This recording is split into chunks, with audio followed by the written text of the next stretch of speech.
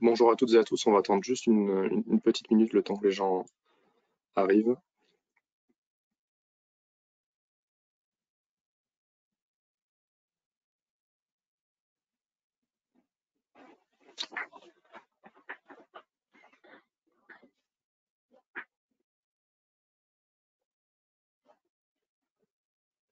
Allez, il est 9h33, on va commencer. Bonjour à toutes et à tous, bienvenue dans ce webinaire organisé par les éditions LexisNexis et le cabinet S Fresco Avocat, consacré à la hausse des prix dans les contrats publics, qui fait suite à celui que nous avions déjà organisé en mai dernier.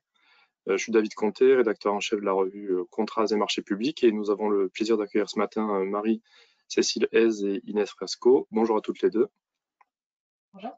Bonjour David, merci beaucoup pour cette invitation. Ouais, avec plaisir. Bon, mais comme d'habitude, le webinaire va se dérouler en deux temps. Marie-Cécile et Inès vont aborder l'impact de la hausse des prix au travers des différents textes et jurisprudences récentes, donc, ainsi que les solutions tant au niveau de la passation que l'exécution des contrats. Et on aura bien sûr un second temps qui est consacré aux questions, où on répondra aux questions qui ont été posées par mail et sur les réseaux sociaux. Et vous pouvez d'ores et déjà poser, à l'aide du petit menu déroulant qui est sur la droite de votre écran, des questions aux intervenants du webinaire. Marie-Cécile Hez, Inès Fresco, vous avez la parole. Merci. Merci à tous de vous être inscrits aujourd'hui pour ce nouveau webinaire, le retour de la vengeance de la hausse des prix. Donc, qu'est-ce qui s'est passé depuis notre dernier webinaire? Et donc, il s'est passé un avis du Conseil d'État et une fiche de l'ADAGE en septembre. Donc, avant de rentrer dans le corps du sujet, on va se présenter rapidement pour ceux qui ne nous connaissent pas encore. Donc, on a un cabinet de niche en droit public des affaires et en droit de la construction ainsi qu'en droit immobilier. Donc, on assiste nos clients sur des problématiques diverses, qu'il s'agisse de contentieux ou de conseils, d'expertise ou de réclamation. Donc, on fait à la fois tout ce qui est contrat public, contrat de partenariat, domanialité, marché, le classique, mais aussi des projets un peu plus complexes de construction, de PPPI ou de VFA public.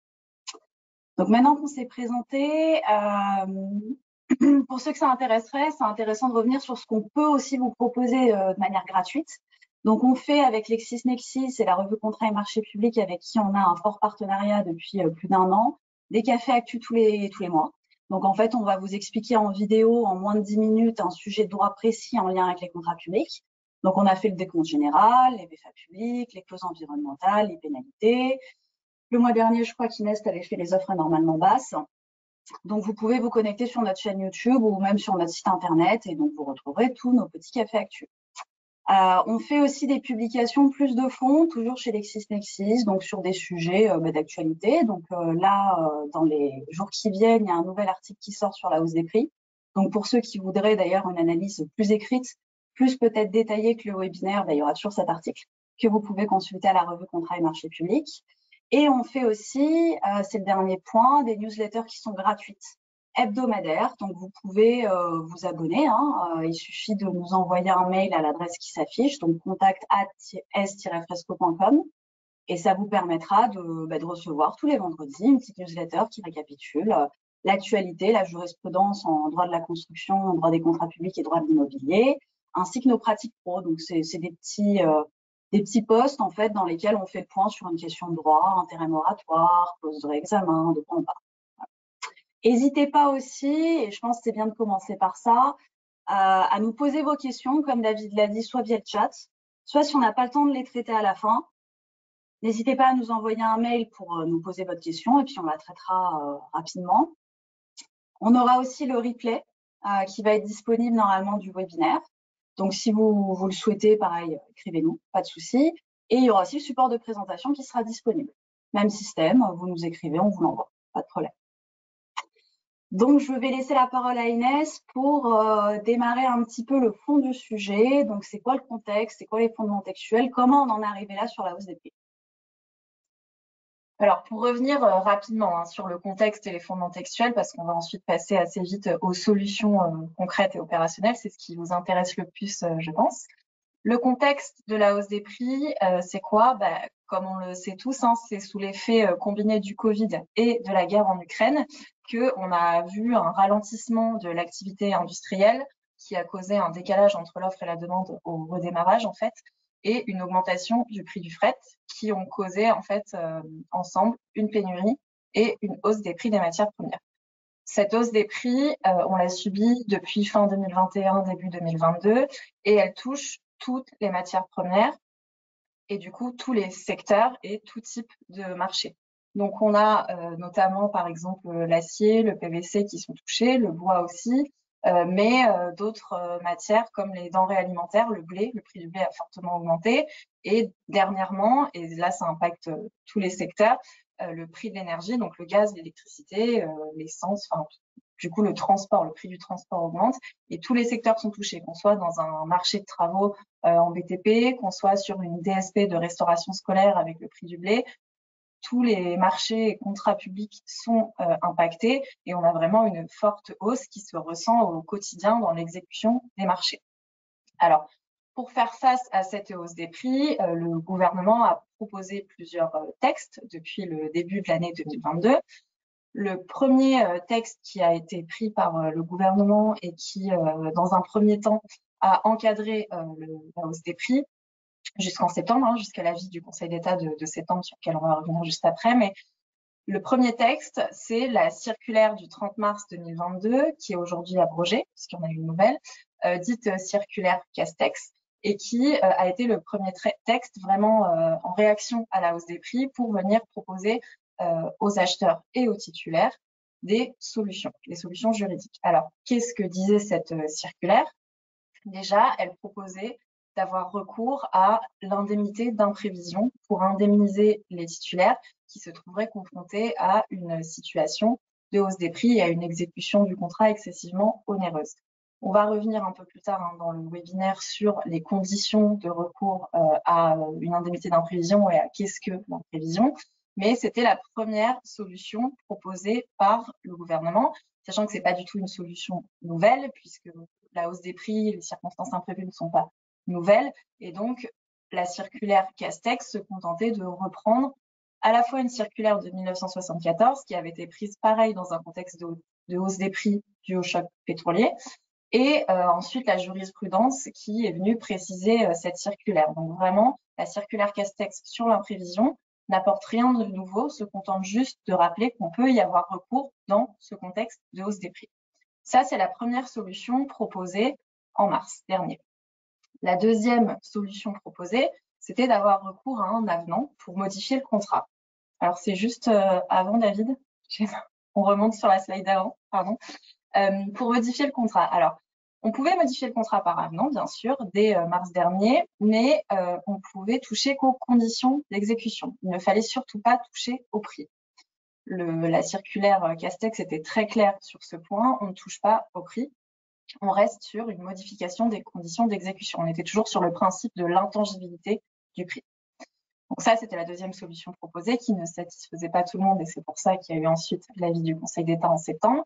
Et derniers apports de cette circulaire, il y avait aussi d'autres mesures qui étaient proposées par le gouvernement pour faire face à la hausse des prix. Donc, il y avait notamment le gel des pénalités de retard pour ne pas pénaliser davantage les titulaires qui rencontreraient des difficultés dans l'exécution de leur marché et de leur concession. Et il y avait aussi le rappel de l'obligation pour les personnes publiques d'insérer des clauses de révision dans les contrats là qui étaient en cours de passation, qui n'étaient pas en cours d'exécution, mais qui étaient en cours de passation. Donc ça, c'était l'ancien encadrement. Ensuite, et donc là, c'est la slide suivante. Qu'est-ce que l'avis du Conseil d'État de septembre 2022 a apporté? Alors, le Conseil d'État a rendu un avis parce qu'il a été saisi d'une demande d'avis par plusieurs associations, notamment d'acheteurs, de la question de qu'est-ce qu'on fait face à la hausse des prix? Est-ce que vraiment la modification du prix par avenant n'est pas possible? Parce que c'est vrai qu'il y avait beaucoup de doctrines sur l'intangibilité du prix. Est-ce que le prix est vraiment intangible? Est-ce que l'ancienne jurisprudence s'applique toujours au regard du nouveau texte de la commande publique, des nouvelles directives? Enfin, il y avait vraiment un gros débat doctrinal et on s'est rendu compte que dans d'autres pays, en fait, la modification du prix par avenant était tout à fait possible. Donc, le Conseil d'État a été saisi par Bercy à la demande de plusieurs associations de cette question de qu'est-ce qu'on fait? Est-ce qu'on peut modifier le prix par avenant? La réponse du Conseil d'État, elle a été très claire. Elle a dit que oui, on pouvait en fait modifier le prix par avenant. Le code de la commande publique, ni les directives de 2014, ni le code de la commande publique n'interdisaient en fait de modifier le prix par avenant. Donc on peut, pour modifier le prix, avoir recours à deux types d'avenants. L'avenant de faible montant, l'avenant circonstances imprévues. On va bien sûr y revenir. Marie-Cécile va vous expliquer toutes les conditions de recours à ce type d'avenant. En revanche, on ne peut pas utiliser l'avenant modification non substantielle. On y reviendra aussi, on vous expliquera pourquoi. Donc, l'avis du Conseil d'État, son apport principal, c'est ça. Il nous dit on peut toujours évidemment modifier les conditions d'exécution, mais surtout, désormais, on peut modifier le prix par avenant. Sur l'indemnité d'imprévision, qu'est-ce que nous dit l'avis du Conseil d'État? Pas grand-chose de nouveau, c'est toujours pareil, ça reprend et la circulaire Castex et tous les textes antérieurs, donc circulaire de 1974, puis la jurisprudence, et ça nous dit qu'on peut toujours avoir recours à l'indemnité d'imprévision dans les mêmes conditions qu'avant. La fiche de la DAGE qui a été prise quelques jours après l'avis du Conseil d'État et qui vient préciser cet avis, donner des précisions, qui a été publié d'ailleurs, tout a été publié le même jour, donc c'est vraiment un ensemble textuel qu'il faut prendre en compte. Il faut prendre en compte à la fois l'avis du Conseil d'État et la fiche de la DAGE parce que les deux se complètent et se précisent. Et donc, ces deux textes-là nous disent qu'on peut désormais modifier le prix par avenant, on peut continuer à avoir recours à l'indemnité d'imprévision et on peut aussi cumuler ces deux outils. On peut avoir recours à un avenant puis à une indemnité d'imprévision. On peut avoir recours à deux avenants puis à une indemnité d'imprévision. C'est vraiment complémentaire et cumulable. Donc, ça nous offre de nouveaux outils et de nouvelles manières de les mettre en œuvre pour faire face à cette hausse des prix.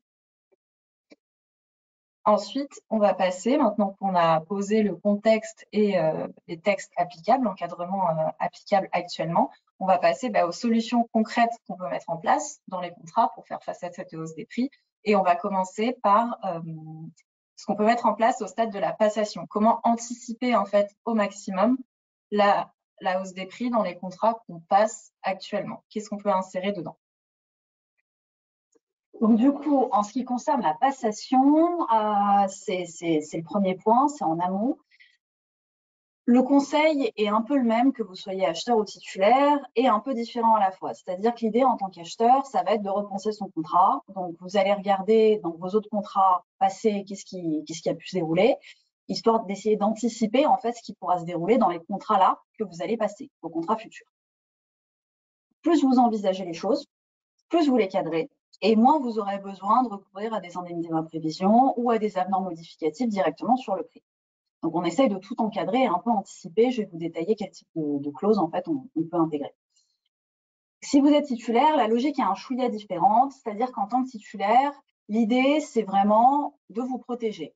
L'idée, c'est de créer une traçabilité, en fait, textuelle lors de la passation sur quels sont les risques que vous acceptez de prendre, quelles sont les limites à ces risques-là. Donc, l'idée, c'est de poser un maximum de questions pendant la passation. S'il y a une négo, de faire des écrits qui vont dire jusqu'à où vous êtes OK d'aller. Et quand vous remettez votre offre, évidemment, de bien dire clairement dans votre offre que, par exemple, vous êtes OK d'aller jusqu'à X% de surcoût dans une limite de X euros, je dis n'importe quoi, 100 000, mais qu'au-delà, vous n'êtes pas OK de les prendre. Donc, ça permet de, même si le contrat ne va pas forcément suivre votre offre, ça vous permettra ensuite, si vous avez un contentieux ou si vous avez une négo avec l'acheteur, de dire, bon, moi, dans mon offre, j'avais bien écrit ça quand même. Et donc, c'était bien ce risque-là que j'étais OK de prendre ou que je n'étais pas OK de prendre. Qu'est-ce qu'on pense du coup en termes de clauses? Qu'est-ce qu'on fait dans les nouveaux contrats? Alors, première clause très classique, la clause de révision. Normalement, c'est des clauses qui sont obligatoires à partir du moment où votre contrat peut changer en termes de prix en fonction de hausse ou de baisse de cours mondiaux. Donc, on est censé prévoir ces clauses-là, sinon il y a quand même un petit risque de légalité et de contestation du titulaire si vous êtes acheteur. Donc, on les prévoit bien, mais il faut bien les construire. Il faut les construire autour d'un indice, ces clauses, bien choisir la formule de révision. Et surtout, prévoir que la révision, elle est récurrente. Prévoir qu'il y a une révision tous les 1 an, tous les 1 an et demi, en fait, ça ne résout pas vraiment votre problème et ça ne résout pas le problème du titulaire et ça sera un contrat dans lequel vous aurez de manière très récurrente quand vous êtes acheteur des réclamations. Donc, on essaye de faire quelque chose, on a une révision à minima trimestrielle. Si on peut en avoir une plus courte, c'est mieux. Deuxième clause qui est possible, et qui se couple bien en fait avec la clause de révision, c'est la clause de réexamen. La logique est assez différente. Dans la clause de révision, l'idée c'est de faire bouger du coup le prix de votre contrat au fur et à mesure de son exécution sans faire grand-chose en fait. On applique la formule, bam, nouveau prix. Quand vous faites une clause de réexamen, vous allez vous dire, bon, en fait, telle circonstance peut arriver ou telle autre circonstance. Si ça arrive, on va se retrouver dans une situation inconfortable lors de l'exécution. Et parce que je sais que peut-être ça peut arriver, du coup, je vais faire une clause spécifique dans mon contrat en disant, dans l'hypothèse où tel truc arrive, on peut modifier déjà le contrat par voie d'avenant et on modifiera comme ça, comme ça, comme ça. L'avantage de prévoir ce type de clause, à condition qu'elle soit hyper claire et non équivoque, c'est que du coup, si l'événement arrive, il n'y a pas trop de débat entre l'acheteur et le titulaire. Les choses se font de manière simple.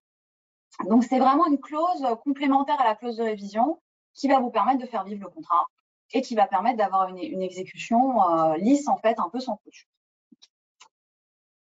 L'avantage aussi de cette clause de réexamen, c'est qu'elle fonctionne peu importe le montant.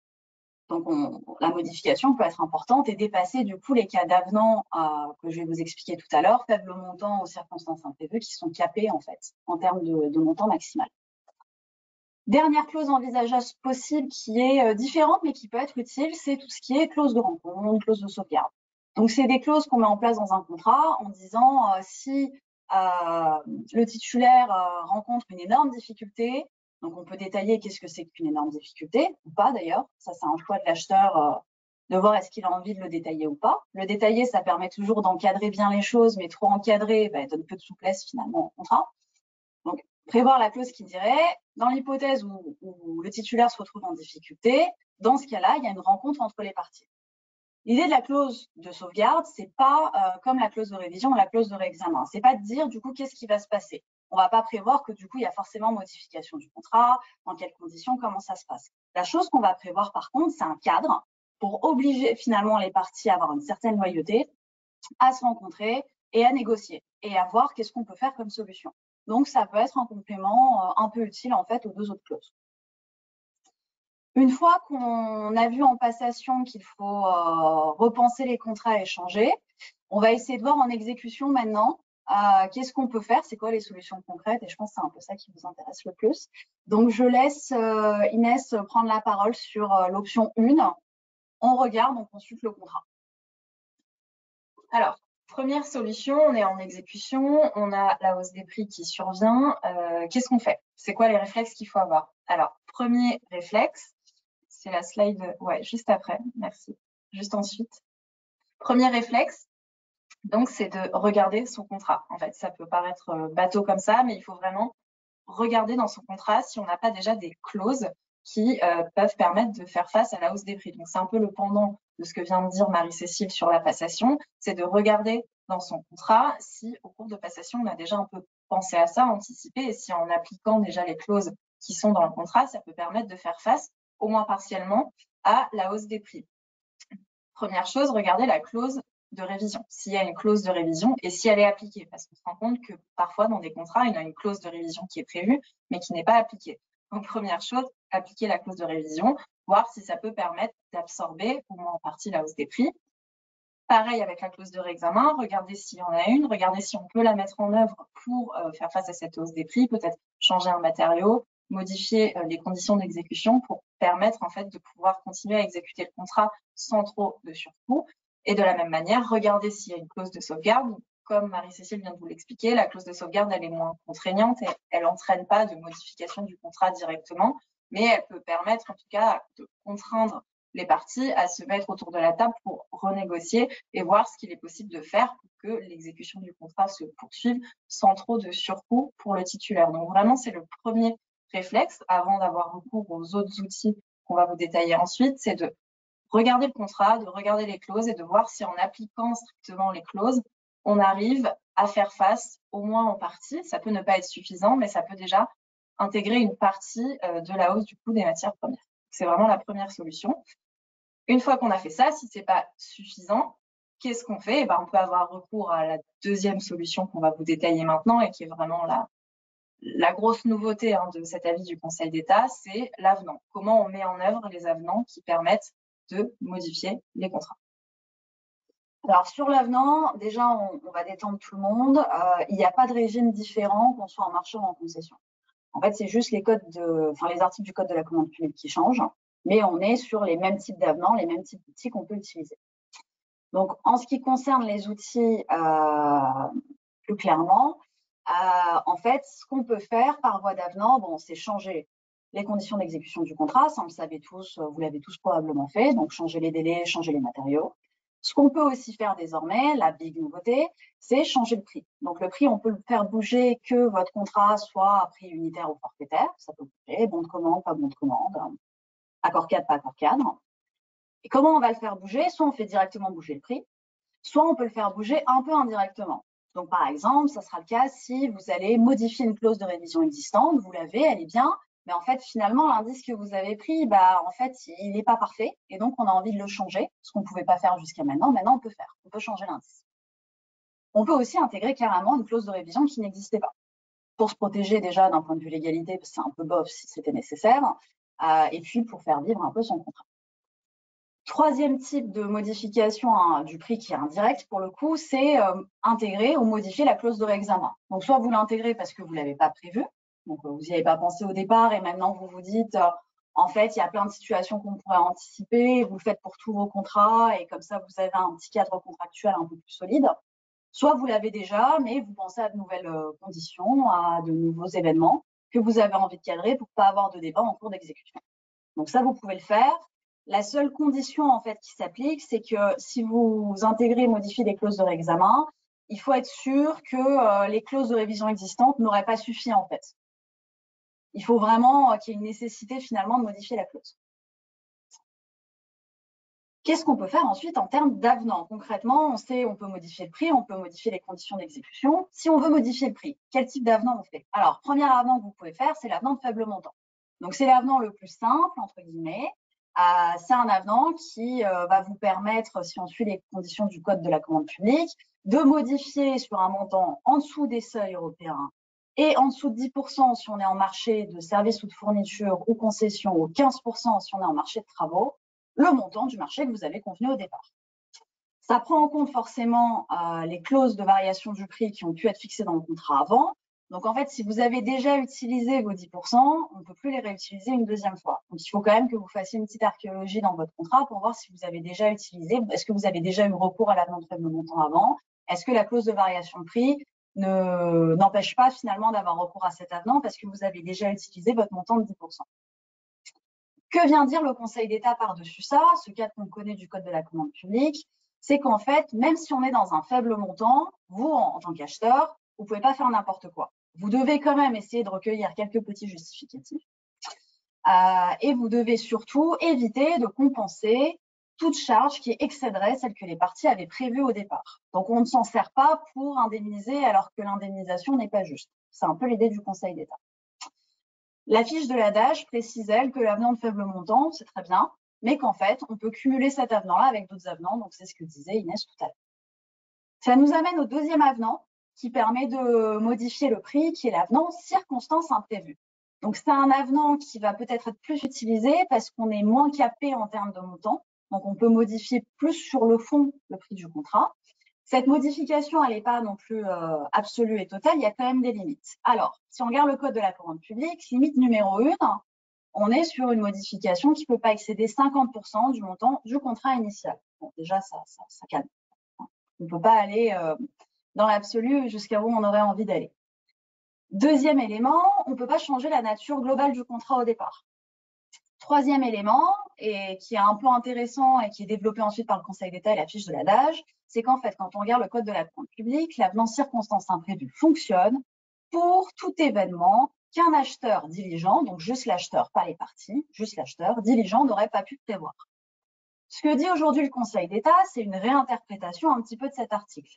Il vient vous dire qu'au final, on n'est pas du tout sur une circonstance qu'un acheteur diligent n'aurait pas pu prévoir, mais plutôt un événement que les deux parties n'auraient pas pu anticiper de manière raisonnable au moment de la conclusion du contrat. Donc, qu'est-ce que ça veut dire? Ça veut dire que déjà, la charge, elle repose sur les deux, ça ne repose pas que sur l'acheteur, donc ce sera peut-être plus compliqué parfois de remplir un peu cette condition-là. Et il va falloir regarder en fait contractuellement qu'est-ce qui a été prévu au départ, est-ce que le contexte faisait qu'on pouvait se douter ou pas se douter. Et c'est là où c'est utile du coup de se poser la question du raisonnable. Qu'est-ce que ça veut dire raisonnable? C'est une notion que vous connaissez qui est hyper utilisée en jurisprudence administrative. Et les directives de 2014 sur les concessions et les marchés précisent que concernant l'avenant circonstances imprévues, ce qui est raisonnable, c'est le contexte global, qu'est-ce qui se pratique dans le marché, qu'est-ce qui a pu être pratiqué avant, donc des conditions générales. Donc c'est très subjectif, mais parce que c'est subjectif, peut-être que ça permet un peu plus de souplesse, justement. Dernière chose aussi que précise le Conseil d'État, c'est qu'en fait, sur le caractère raisonnable, c'est aussi une circonstance imprévue et des risques que les parties n'ont pas pu raisonnablement anticiper. Et donc là, on revient un petit peu sur le conseil qu'on vous donnait tout à l'heure, c'est-à-dire que dans des situations comme ça, il faut faire une archéologie du contrat. Vous allez prendre votre contrat, voir qu'est-ce qu'il y avait dans le contrat, et vous allez aussi remonter plus en amont, voir lors de la passation, lors de la négo, est-ce qu'un risque a pu être accepté par le titulaire. Par exemple, je ne sais pas, dans une offre, le titulaire ne fait mention d'aucun risque. On peut peut-être considérer qu'implicitement, ils les acceptent tous. Est-ce qu'au contraire, le titulaire a dit, dans telle hypothèse, si tel événement survient dans son offre, moi, je ne prends pas en charge, j'exclus, c'est une limite de prestation, c'est clairement exclu. Donc, il va falloir faire cette archéologie-là et regarder aussi dans les échanges. Est-ce qu'il y a eu des questions posées par le titulaire qui permettent de vous orienter? Est-ce qu'il y a eu des réponses? Est-ce qu'il y a eu de la négo? Est-ce que pendant la négo, il y a eu des documents? Est-ce que tout ça est écrit? Est-ce que tout ça est contractuel? Ce que la direction des affaires juridiques vient ajouter dans ce contexte-là, c'est que la modification qu'on va faire par l'avenant circonstances imprévues ne doit être que nécessaire à la poursuite du contrat. Donc, on comprend de manière implicite que c'est un peu une position pro-acheteur pour le coup. En général, c'est souvent pro-acheteur, l'adage.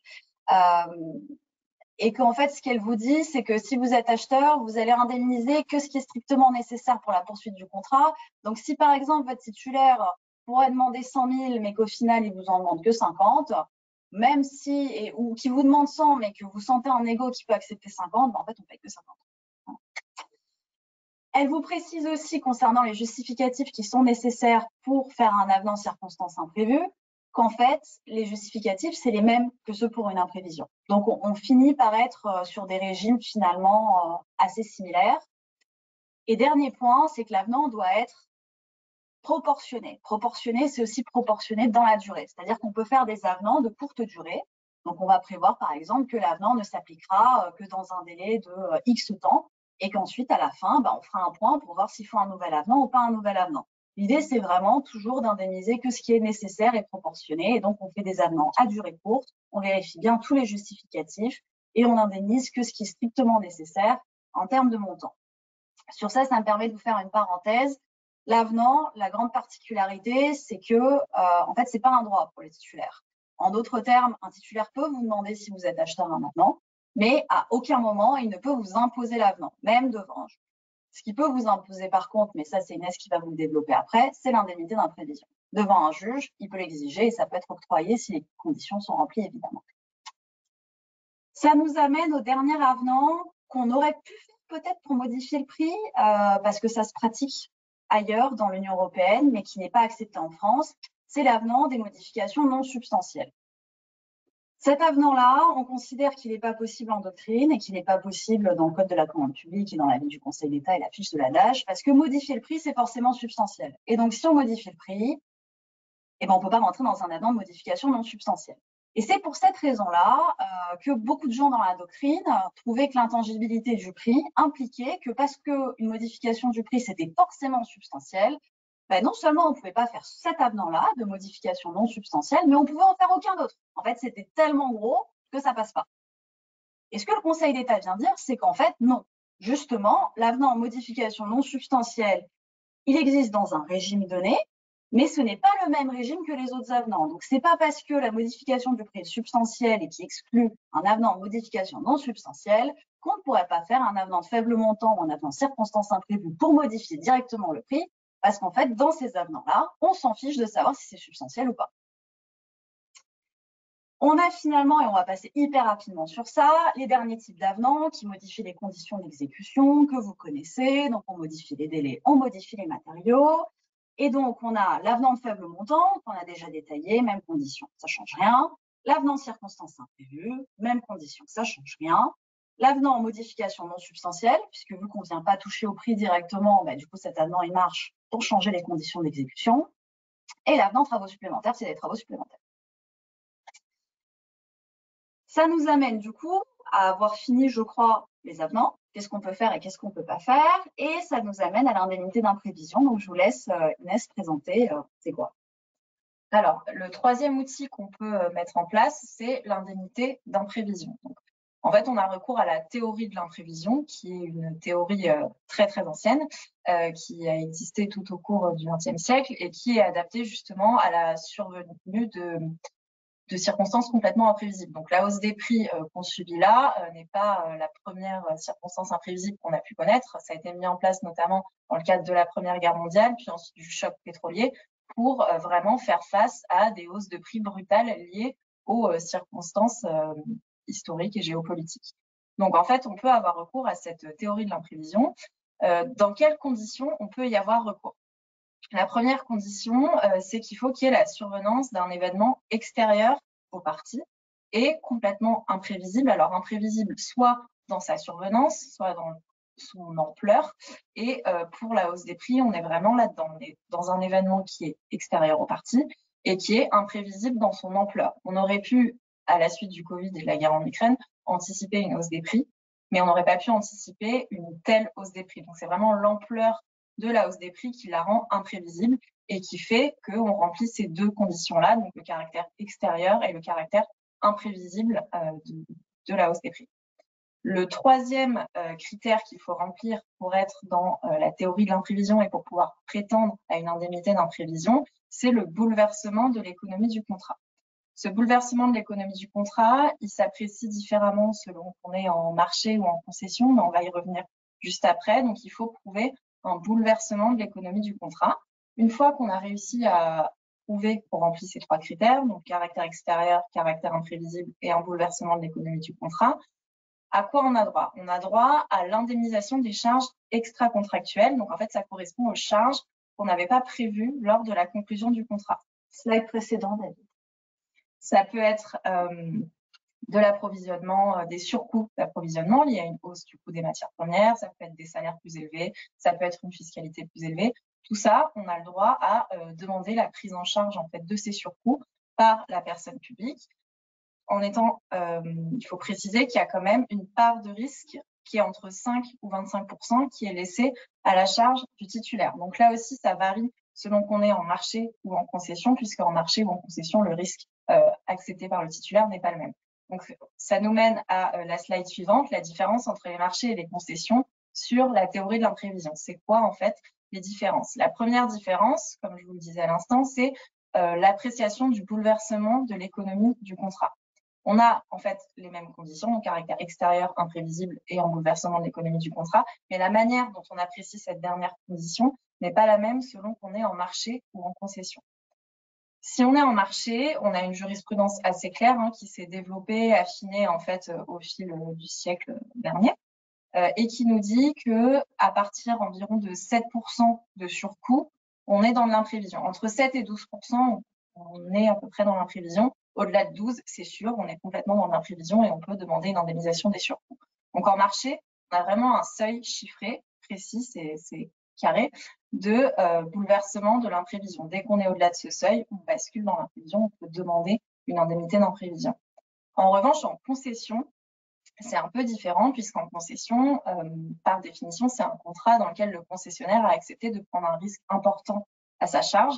Et du coup, on ne peut pas considérer qu'à partir de 7% de surcoût, il faudrait mettre ces surcoûts à la charge du concessionnaire. Vraiment, il faut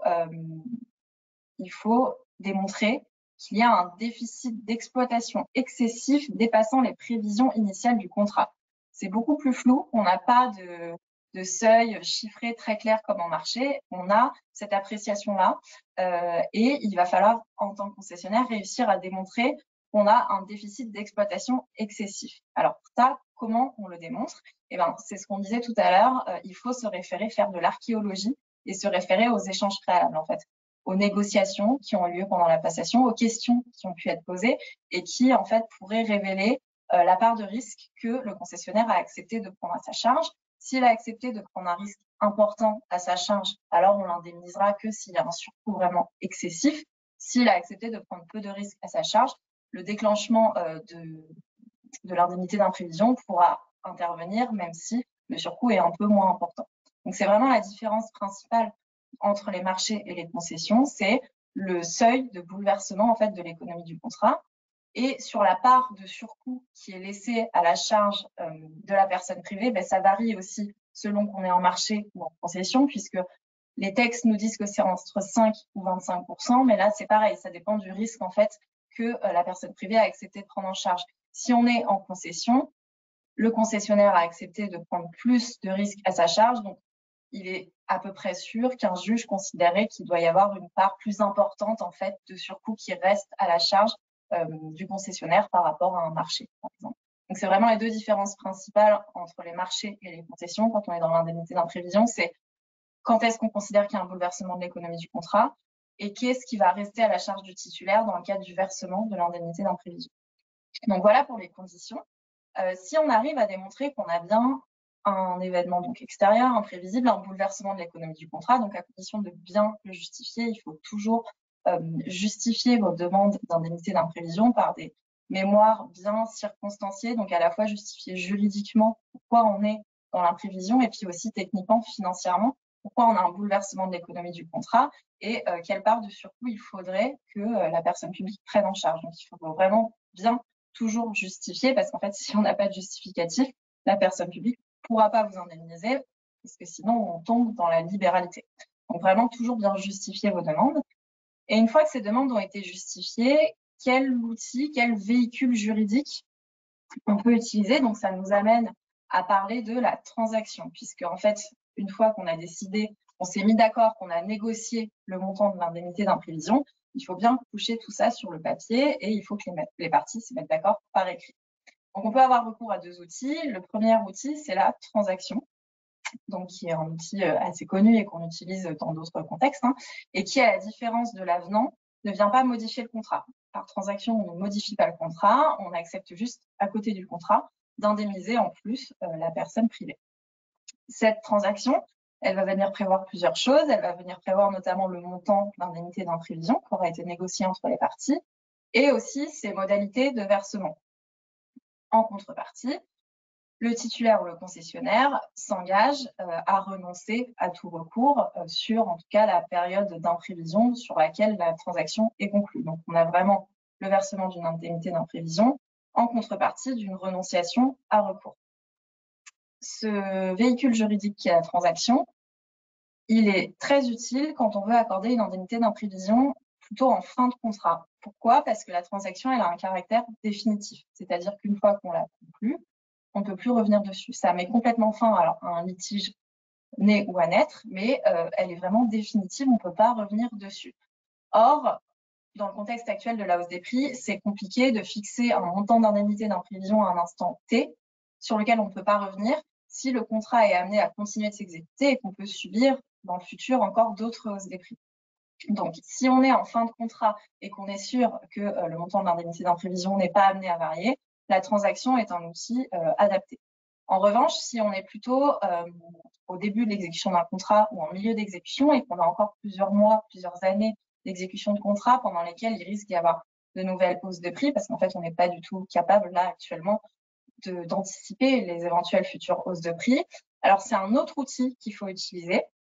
Ça nous amène à parler de la convention qu'on appelle sui generis, qui est un autre véhicule juridique qui est assez nouveau et que, en fait, le gouvernement a proposé d'utiliser dans sa circulaire, donc la circulaire Castex dont on parlait au début, pour indemniser les personnes privées plutôt en début ou en milieu d'exécution de contrat. Pourquoi? Parce qu'en fait, cette convention, à la différence de la transaction, elle n'est pas définitive.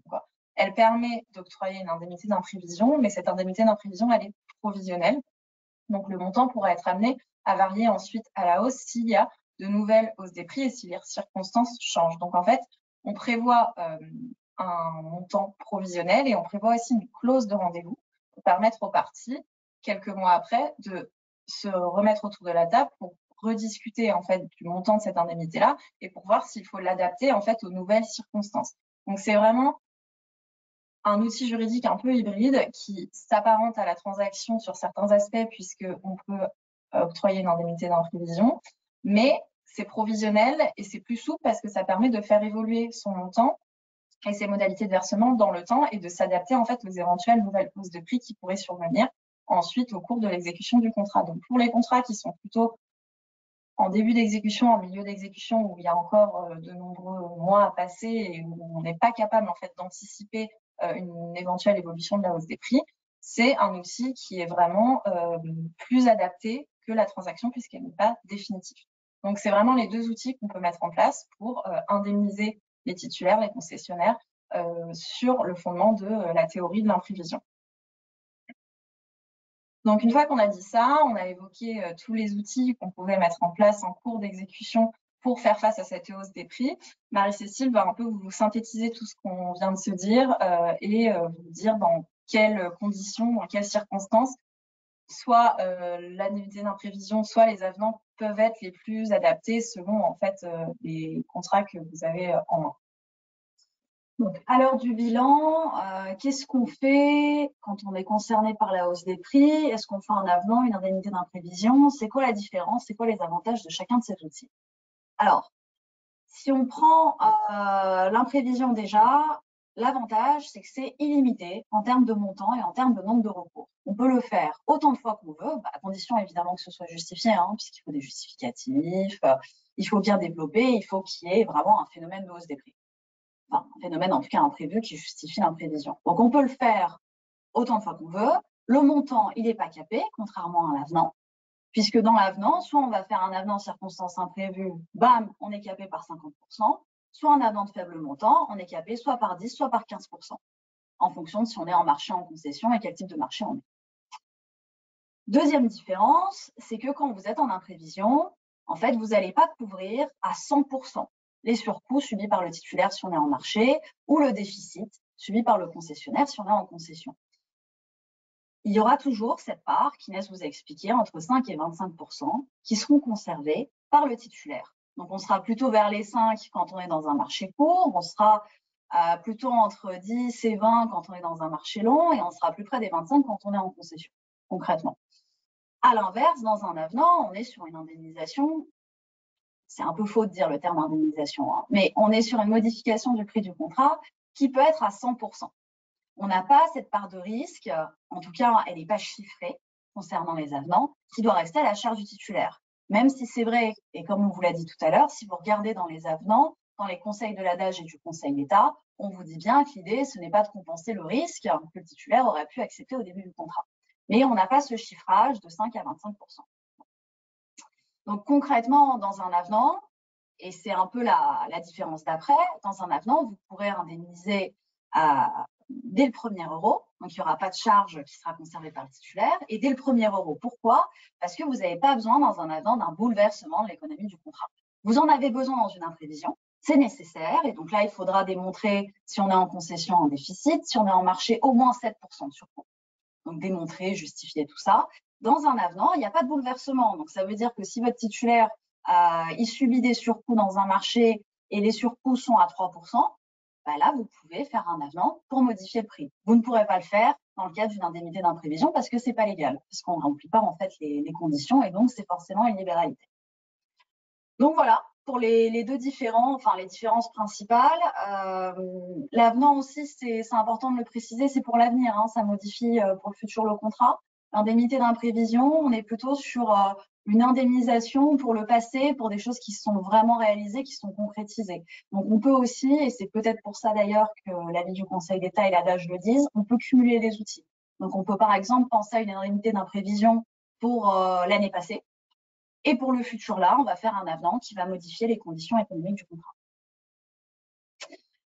Donc maintenant qu'on a fait notre point, est-ce que vous avez des questions? On est à votre dispo pour y répondre. Et comme on vous a dit, s'il y a des questions qu'on n'a pas le temps de traiter, on les traitera par mail, vous nous les envoyez, on vous répondra. Merci Marie-Cécile et merci Inès pour ces éclairages et pour cette palette de solutions qui était très intéressante. Alors oui, on a reçu quelques questions bien entendu. Alors la première que je vais prendre, c'est est-ce que la vente à perte démontre forcément un bouleversement de l'économie du contrat?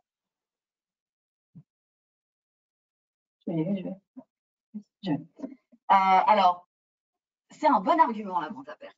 C'est un super bon argument. Après, si on dit bouleversement de l'économie du contrat, ça veut dire qu'on parle d'indemnité d'imprévision. Donc, on n'est pas sur une vente à perte qui justifie un avenant. En tout cas, ce n'est pas le sens de la question. On est sur une vente à perte qui, du coup, en fait, éviterait au titulaire de fournir tout un tas de justificatifs pour dire qu'il a au moins, si on est en marché, 7% de surcoût, ou de justifier un déficit anormal, en fait, si on est en concession. En fait, tout dépend pourquoi est-ce qu'il y a vente à perte. Le sujet, c'est un peu ça. C'est est-ce que votre offre au départ, enfin, je me mets du point de vue de l'acheteur, si on est acheteur, est-ce que l'offre au départ, en fait, n'était pas peut-être une offre anormalement basse qui n'a pas forcément été détectée? Est-ce que vous n'avez pas fait, sans qu'elle soit anormalement basse, une offre trop basse qui n'a pas pris en compte les risques? Risques que vous, en tant que titulaire, vous auriez dû anticiper parce que vous êtes un professionnel du secteur. Voilà. Donc forcément, en fait, ça va demander cette étude de est-ce que vous avez bien pris en compte le risque au départ pour dire si une vente à perte est forcément cause de bouleversement de l'économie du contrat. Après, je pense que les acheteurs, en tout cas, enfin nous, les échanges qu'on a eus avec nos clients sont assez sensibles sur la question de la vente à perte et en fait, personne ne veut forcer quelqu'un à exécuter un contrat. Et l'acheteur se doute bien que si vous indemnisez pas, vous en tant que titulaire, en fait, ce qui va se passer, c'est que vous arrêterez d'exécuter, peut-être à vos frais et risques, mais vous n'aurez pas le choix, en fait, parce que vous ne pouvez pas faire quelque chose en vente à perte. Voilà, ça répond à la question. Oui. Non, ça ne démontre pas le bouleversement de l'économie du contrat de fait. Ouais. Mais c'est un indice. Voilà. Et j'aurais une autre question aussi. Est-ce qu'on peut cumuler les avenants entre eux? Oui, complètement. On peut les cumuler. C'est très clair dans l'avis du Conseil d'État. On peut cumuler plusieurs avenants. Il faut qu'il y ait, par exemple, ça pourrait être un avenant de faible montant, puis ensuite un avenant circonstances imprévues. Par contre, pour la même cause d'indemnisation, donc la hausse des prix sur une période, on ne peut avoir qu'un type d'avenant dans la limite de 50%. Si par exemple, on est sur circonstances imprévues, on est dans la limite de 50% et on ne peut pas faire 40 avenants circonstances imprévues avec 50, 50, 50 pour la même cause. Mais sur le principe, oui, on peut les cumuler. Il faut juste faire attention au seuil maximum. Et on aurait une autre question, merci Inès, qui ferait écho à ce que disait Marie-Cécile en fin de webinaire. Est-ce que l'indemnité des prévisions peut-elle être pour l'avenir? Alors, ça va être compliqué. En fait, l'indemnité d'imprévision, elle est censée être fondée sur des justificatifs. Donc, on n'est pas sur des devis, on est sur des factures. Enfin, en tout cas, en tant qu'acheteur, les acheteurs ont tout intérêt pour ne pas faire de libéralité à ne prendre en compte que les factures et pas les devis. Et donc, si on ne prend pas en compte les devis, c'est qu'on ne prend pas en compte ce qui va se passer après. L'indemnité d'imprévision, c'est vraiment plus un mécanisme qui fonctionne bien pour le passé, ce qui n'empêche pas du tout de signer une convention d'indemnisation d'imprévision, par exemple avec un titulaire, en disant, ben voilà, tous les X mois, on fait le point ensemble, moi acheteur, toi titulaire, pour voir qu'est-ce qui s'est passé en termes de surcoût. Moi, je m'engage, dès lors que tu me démontres X% de surcoût à t'indemniser, de telle façon, et toi, tu t'engages à me fournir un dossier justificatif bien monté. Donc, on ne sera pas sur une indemnité d'imprévision pour l'avenir, mais en fait, on va cadrer pour l'avenir comment on va indemniser finalement le titulaire. Donc, ça donne des garanties pour le titulaire, il sait ce qui va se passer, il sait à quelle sauce il va être mangé, et ça donne des garanties pour l'acheteur parce que tout est cadré et donc ça lui évite un recours. Et si on faisait une convention comme ça, qui du coup serait un peu une convention cadre, on pourrait même mettre des clauses de retour à meilleure fortune. Donc, par exemple, à la fin du contrat, on se rend compte finalement qu'on a trop indemnisé le titulaire parce que le cours de l'énergie a bougé. Dans ce cas-là, le titulaire rend l'argent finalement à la personne publique. Dans quelles conditions? Bon, forcément, nous, on est avocat, donc on pousse toujours à bien cadrer les choses. Ou si on veut pas les cadrer, prendre partie de la souplesse avec les risques qui vont avec. Mais forcément, faire une convention d'indemnisation qui, du coup, va régler le futur, mais n'indemnise que le passé, mais au fur et à mesure de sa survenance, au moins, ça permet de cadrer. Donc, c'est le seul moyen pour indemniser pour le futur sans indemniser pour le futur. Donc non, l'indemnité d'imprévision, c'est que pour le passé. Merci Marie-Cécile. On a une autre question. Dans le cas d'une imprévision, comment le titulaire peut-il justifier le surcoût pour bénéficier d'une indemnité? Et par exemple, est-ce que les indices de l'INSEE sont suffisants pour justifier ce surcoût? Alors, sur la première partie de la question, comment on justifie les surcoûts, c'est un peu ce qu'on disait tout à l'heure. Il faut vraiment qu'il y ait un mémoire, enfin nous c'est ce qu'on conseille, de faire un mémoire vraiment à la fois juridique, à la fois technique et financier, très circonstancié, très justifié, donc dire pourquoi on est dans l'imprévision juridiquement, et ensuite techniquement et financièrement, prouver par des justificatifs vraiment très concrets, des factures, des livres de compte, tout ça qui montre que l'exécution du marché est vraiment excessivement onéreuse et que y a un surcoût en fait qui dépasse 7-12%, qui dépasse l'offre initiale, et qui est au-delà de 7% si on est en marché, ou qui crée un déficit excessif si on est en concession. Donc après, tous les autres types d'indices, donc ce qu'on disait tout à l'heure, montrer qu'on est en vente imperte, montrer que par rapport aux indices de l'INSEE, on est dans un déficit excessif ou dans un bouleversement au-delà de 7%, ça fonctionne aussi, c'est des indices supplémentaires, mais vraiment, ce sur quoi la personne publique se fonde, c'est les pièces, en fait, vraiment, c'est les factures qui sont acquittées et qui montrent, ou les livres de compte, qui montrent que l'exécution du marché, pour l'entreprise, elle est vraiment, elle crée des surcoûts qui ne sont pas tenables, en fait, c'est vraiment ça. Super, merci Inès du retour. Et je vais peut-être prendre une ou deux dernières questions. Le titulaire a-t-il un délai contraint pour solliciter une indemnité d'imprévision? Ou est-ce que cela peut être fait dans le cadre besoin du décompte général? Alors, on n'en a pas parlé. C'est vrai que c'est un point important. Alors, en fait, l'indemnité d'imprévision, c'est un gros débat doctrinal. Mais jusqu'à maintenant, il y avait un débat pour dire est-ce que l'indemnité d'imprévision, c'est complètement lié au contrat ou est-ce que c'est pas complètement lié au contrat? Donc, si c'est complètement lié au contrat, ça veut dire qu'il faut la demander pendant le contrat, donc au pire au règlement des comptes. Si c'est pas lié au contrat, on peut la demander après. Donc, aujourd'hui, on peut, le Conseil d'État l'a dit, la demander après. On n'est pas obligé de la demander pendant l'exécution du contrat ou au moment du règlement des comptes. Vous pouvez évidemment, en tant qu'entreprise, le demander, et nous, c'est ce qu'on conseille en général, parce qu'au moins, comme ça, il n'y a pas de débat avec l'acheteur. Vous le demandez au moment où vous faites votre projet de décompte final. Donc, dans votre projet de décompte final, où vous faites le récap de tous les montants qui vous sont dus au titre du marché, et dans le cadre duquel, normalement, si vous avez un peu anticipé, vous mettez les montants de votre future réclamation, si vous en avez une, travaux sub, suggestions techniques imprévues, enfin, si on est dans un marché de travaux. Vous allez aussi mettre l'imprévision, la force majeure, enfin, tout ce que vous avez à mettre. Et c'est dans ce cadre-là où vous pouvez anticiper pour déjà annoncer la couleur à l'acheteur de ce que vous allez demander. Mais si vous ne le faites pas pour l'indemnité d'imprévision à ce moment-là, c'est pas grave. On peut le faire après, à la fin du contrat, une fois qu'on a réglé les comptes. Merci Marie-Cécile. Et je vais peut-être prendre on a de nombreuses questions. Bon, bien sûr, on reviendra individuellement vers vous pour les réponses. On n'aura pas le temps de tout traiter aujourd'hui. J'ai une dernière question. Peut-on prévoir une clause de réexamen de la clause de révision des prix sur la formule, l'indice ou la fréquence? Et faut-il la conditionner ou est-ce que c'est complètement libre? Donc, ce serait prévoir une clause de réexamen qui dirait si telle circonstance survient, on modifie la clause de révision de prix. Depuis l'avis du Conseil d'État, c'est possible.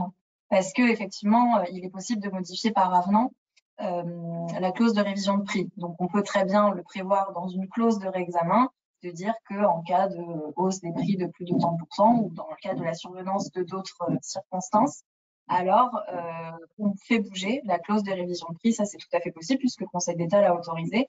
Et on peut même prévoir dans la clause de réexamen les modalités, en fait, d'anticiper déjà les modalités selon lesquelles on va faire varier la clause de révision de prix. Est-ce qu'on va changer d'indice? Est-ce qu'on va modifier la périodicité pour réviser plus souvent le prix? Enfin, ça peut être plein de choses qu'on peut effectivement déjà anticiper dans la clause de réexamen pour peut-être un peu cadrer dès la passation comment on va faire bouger la clause de révision de prix. Mais oui, c'est tout à fait possible.